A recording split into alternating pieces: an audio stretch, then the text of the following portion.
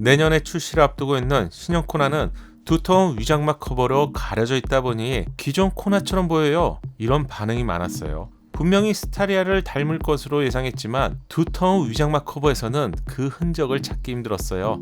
놀라지 마세요. 전면부 위장막 커버가 제거된 신형 코나 테스트 차량이 포착되었습니다. 스타리아 디자인이 최초로 확인된 것인데요.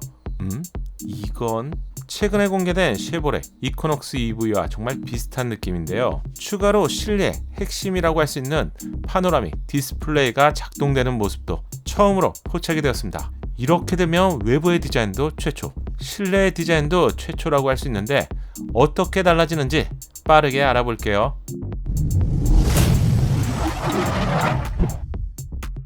안녕하세요, 연목구름입니다.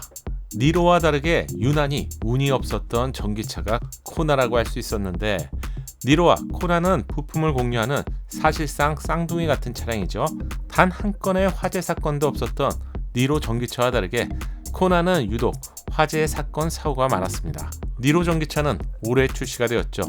순항을 하고 있는 상태인데 코나 풀체인지가 내년에 출시를 앞두고 있습니다. 코나는 니로를 뛰어넘어서 기아가 차지하고 있는 소형 SUV 시장까지 넘볼 수 있게 될까요? 그럼 놀랄만한 사진부터 볼게요. 그동안 두터운 위장막 커버에 가려져 있다 보니 신형 코나가 스타리아를 닮았다는 정황은 사실 많았는데요. 실제 디자인이 공개된 적이 없었죠. 내년 출시를 앞두고 전면에 있었던 두터운 위장막 커버가 제거된 위장막 테이프 차량이 처음으로 포착되었습니다. 이렇게 된다면 출시가 멀지 않았다는 것이죠. 첫 느낌은 스타리아 차량을 닮았지만 전고가 높은 MPV 스타리아와는 그 느낌이 좀 다른데요. 또한 올해 말에 출시가 임박한 그랜저도 스타리아 디자인이지만 세단이라서 느낌이 서로 좀 다른 것 같아요. 한 줄로 길게 연결된 주간주행 등은 위치만 변화된 것인데 SUV 코나에서는 전혀 다른 느낌을 보여준다는 점에서 디자인의 힘을 알 수 있고요. 그동안 위장막 커버로 이렇게 감쪽같이 가려져 있었기 때문에 기존 코나처럼 보일 수밖에 없었죠. 잘 보면 위장막 커버가 노출이 되어 있는 부분이 기존 코나의 위장막 커버와 거의 유사한 형태라서 더욱 그렇게 느꼈던 것 같아요. 한편으로는 위장막 커버의 처세술도 정말 대단한데요. 실차는 이런 모습이군요. 전고가 높은 MPV 스타리아는 처음에는 이런 디자인이 최초로 적용되다 보니 좀 신비로운 느낌이 있었죠. 하지만 정중앙을 나누고 있다 보니 마치 수박 중간을 뚝 자른 것 같은 그런 느낌도 있었고요. 하지만 스타리아보다 전고가 낮은 SUV 코나는 확실히 좀 더 날렵하고 개성 있는 모습이네요. 쉐보레 이코녹스 EV와 정말 유사한 느낌이라서 동시에 비교해봤는데 대략 이런 느낌이 될 수 있겠네요. 어쩌면 이코녹스 EV가 코나의 미리 보기가 될 수 있겠는데요.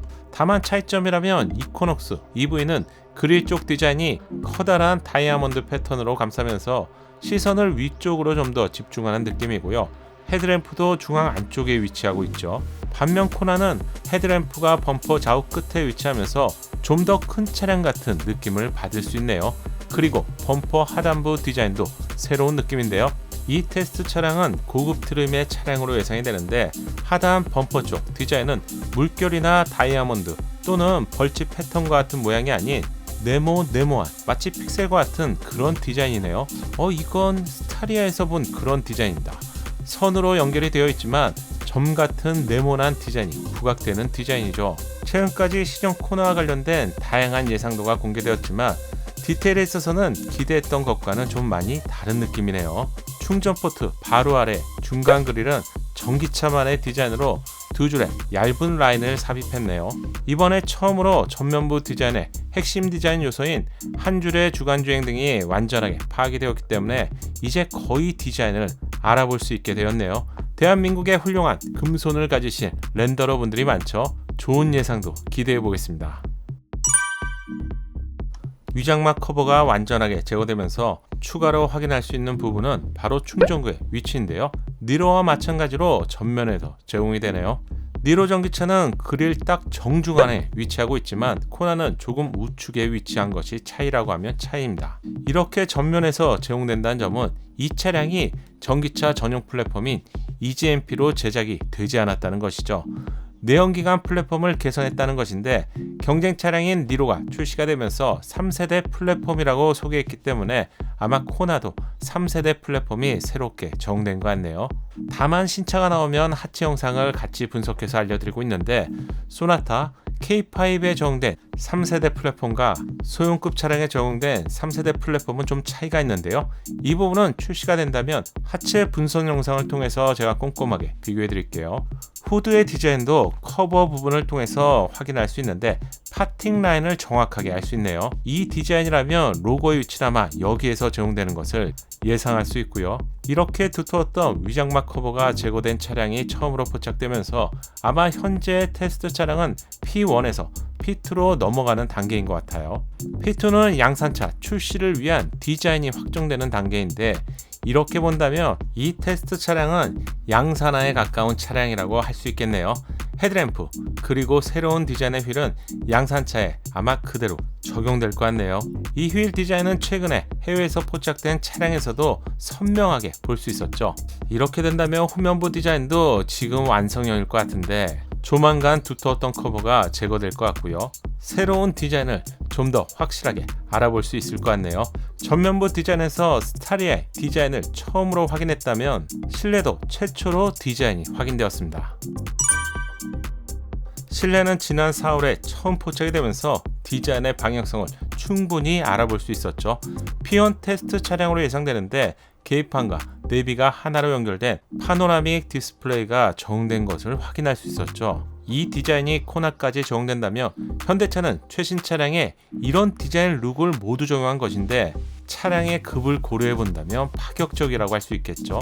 드디어 코나의 운전자 공간이 포착되었습니다. 4월에 포착된 사진과 많이 달라진 것을 알 수 있는데 전원이 켜있는 점이 다르고요. 계기판도 살짝 보이네요. 또한 컬럼식 타입의 기아의 디자인을 완전히 알아볼 수 있는데 그런데 이 디자인 제가 먼저 보여드렸었죠. 디자인은 신형 그랜저와 완전히 동일합니다. 현대차 그룹은 새롭게 출시된 신차에서 더 이상 버튼식 기아를 적용하지 않겠다고 개발자 인터뷰를 통해서 확인이 되었죠. 시동 버튼은 이쪽에 자리 잡은 것을 확인할 수 있고요. 회생제동 쉬프터를 볼 수 있네요. 스티어링 디자인은 네모한 디자인으로 신형 그랜저를 시작으로 네모난 디자인이 최신 차량에 적용된다는 것을 예상할 수 있겠네요. 또한 새로운 디자인의 스티어링 휠 좌우의 기능 버튼도 운전자 보조 기능이 왼쪽, 전화와 같은 미디어 조작 버튼은 오른쪽으로 변경된 것을 확인할 수 있네요. 파노라믹 디스플레이 디자인은 기존에도 포착이 되었지만 이렇게 테두리까지 확인된 것은 최초인데요. 전원이 켜진 상태라서 UI를 살짝 볼 수 있고요. 새로운 UI가 기대가 되네요. 디자인에 있어서 개인적인 취향일 수 있지만 경쟁 차량이 니로의 디스플레이는 중앙이 위로 올라온 피라미드 혹은 오각형과 같은 디자인으로 운전석에서 보면 한쪽이 좀 처진 것 같은 느낌을 받게 되죠. 하지만 신형 코나는 아이오닉 5 또는 아이오닉 6처럼 딱 떨어지는 디자인의 디스플레이가 적용되어 있네요. 테두리가 블랙이라는 점에서 아이오닉 6에 좀 더 가까운 디자인으로 안정적인 느낌을 전달하는 점이 저는 좋은 것 같네요.